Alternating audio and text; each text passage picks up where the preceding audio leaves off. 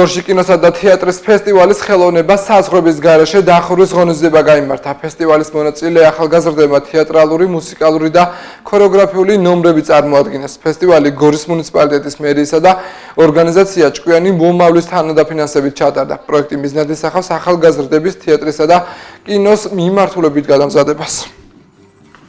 მუნიციპალიტეტი, რეგიონი, საქართველოს მადლობა მინდა გადაუხადო ყველა იმ ადამიანს, ვინც ჩართულია. ორგანიზატორებს მინდა მადლობა გადაუხადო. მადლობა თითოეულ თქვენგანს, ეს რომ ახართ.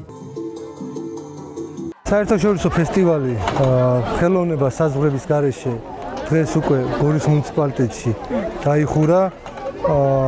113-მა წარმოადგინა სხვადასხვა სპექტაკლი, სხვადასხვა ღონისძიებები.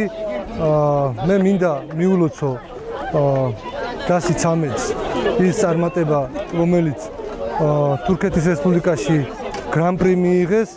რა თქმა უნდა, მოგეხსენებათ, ჩვენი რეგიონისთვის მნიშვნელოვანია ჩვენი ახალგაზრდების, ჩვენი მომავლის ხელშეწყობა.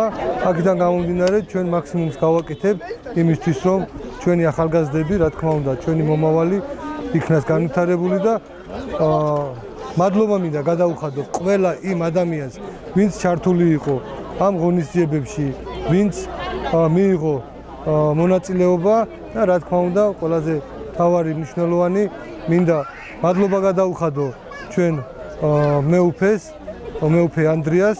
მეუფე ანდრიას ლოცვა კურთხევით ხორციელდებოდა და განხორციელდა ეს ღონისძიება და კიდევ ერთხელ მინდა წარმატებები უსურვო ჩვენ მომავალს და იმ ადამიანებს, ვინც ჩართული იყო ამ ღონისძიებაში. წარმატებით ხორციელდება ფესტივალი ხელოვნება საზღვრების გარეშე 2025, რომელიც უკვე 5 წლისაა.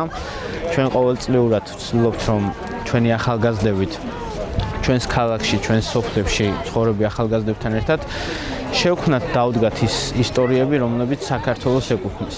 მე ულოცავ ჩვენს დას, ცოტა ხნის წინ გრან-პრი ჩამოიტანეს საზღვარგარეთიდან.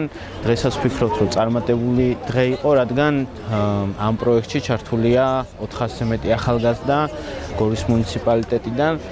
და პროექტის ფარგლებში ჩვენი ახალგაზრდები სწავლობენ სამსახიობო ხელოვნებას, გადაღებას, მონტაჟს და სხვა მათთვის საინტერესო მიმართულებებს.